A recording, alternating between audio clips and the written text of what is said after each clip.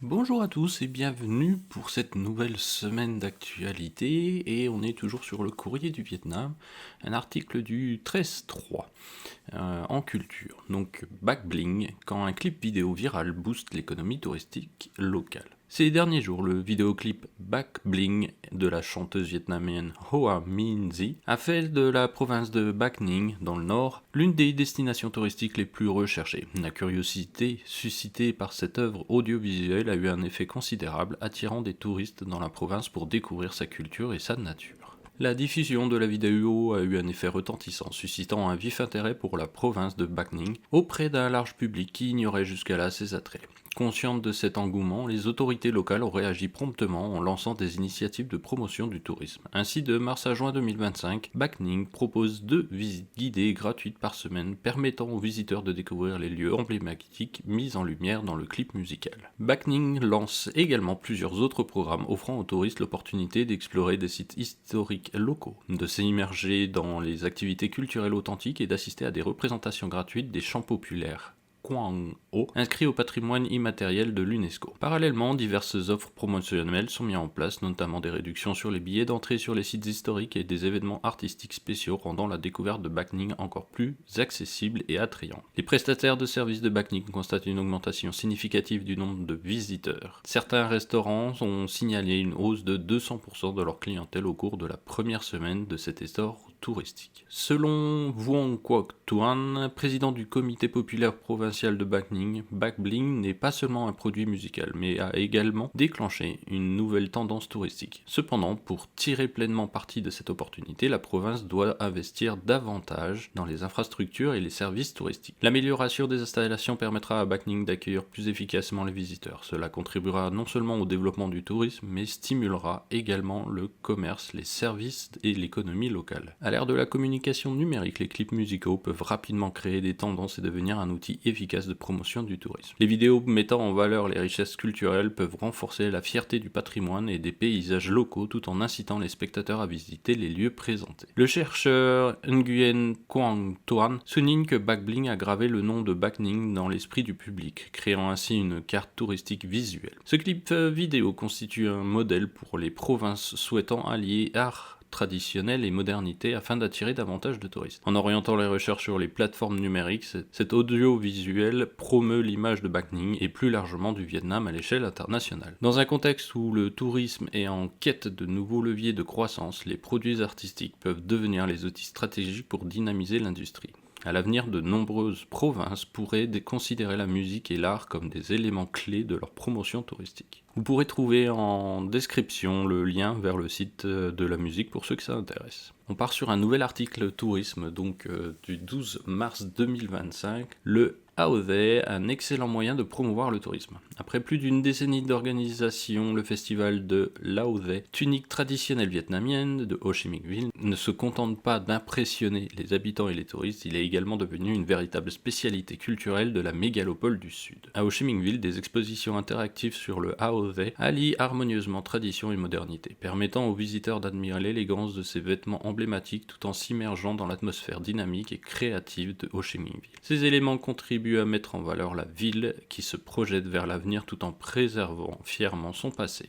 Selon Nguyen Thi Eng Hoa, directrice du service municipal du tourisme, la 11e édition du festival de Laodae de Ho Chi Minh Ville qui se déroule tout au long de ce mois de mars marque les esprits des habitants et des visiteurs. L'image de Laodae est largement promue, non seulement par les autorités municipales mais aussi par les habitants et les amis internationaux. Parmi les moments forts du festival, on peut citer le concours Laodae gracieux de Ho Chi Minh Ville qui a mis en scène des performances remarquables allant créativité et art. Le premier prix a été attribué à l'Union des femmes du 3e arrondissement. Le concours de pâture sur Haosé a quant à lui offert aux jeunes artistes âgés de 9 à 16 ans l'occasion d'exprimer librement leur créativité en transformant des tissus traditionnels en véritables chefs-d'œuvre peints à la main. L'élément a attiré 400 jeunes talents à travers le pays, dont 40 créations exceptionnelles ont été récompensées. Le concours photo en ligne sur l'AOSE a ajouté une touche numérique au festival en invitant les participants à mettre en avant le charme intemporel de la tunique traditionnelle tout en faisant la promotion des monuments emblématiques, événements et hauts lieux culturels de la ville.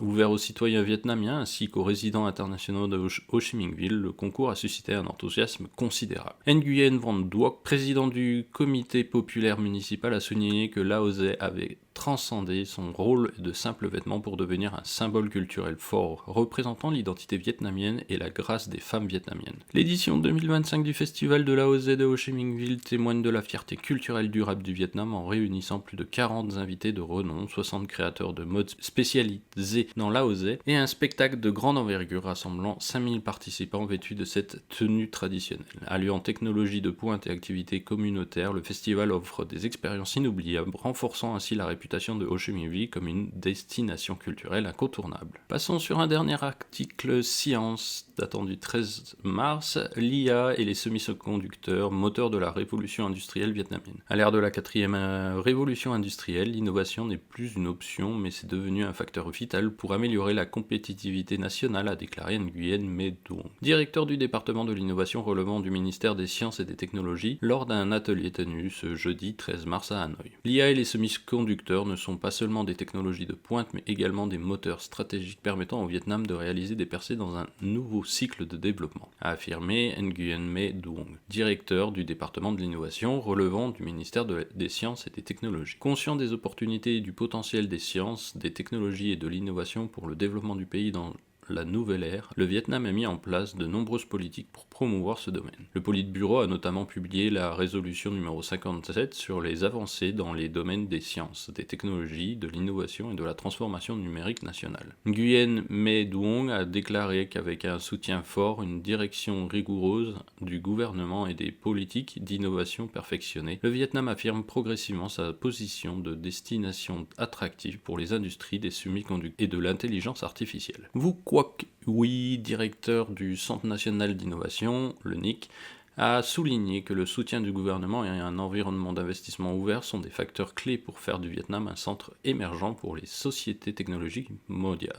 Le Vietnam s'engage résolument dans la quatrième révolution industrielle, considérant l'IA et les semi-conducteurs comme des piliers stratégiques essentiels à son développement, a-t-il affirmé. Selon cet expert, ces domaines offrent des opportunités exceptionnelles aux entreprises vietnamiennes pour s'intégrer de manière significative dans la chaîne de valeur mondiale et contribuer activement au progrès technologique. En tant qu'économie numérique parmi les plus dynamiques d'Asie du Sud-Est, le Vietnam bénéficie d'atouts considérables, notamment un emplacement géographique stratégique, une main-d'œuvre hautement qualifiée et des infrastructures modernes et performantes. Affirmant l'engagement du gouvernement à créer des conditions favorables aux entreprises technologiques, Wu Quoc Oui a assuré que le Vietnam était prêt à relever les défis et à atteindre les objectifs fixés. Pour développer l'industrie de l'IA et des semi-conducteurs, il est essentiel de former des ressources humaines de haute qualité, a souligné le docteur Bui A. Wong, directeur de l'Institut de recherche en IA VinAI. Cet atelier s'inscrit dans le cadre de la conférence internationale sur l'IA et les semi-conducteurs 2005, organisée par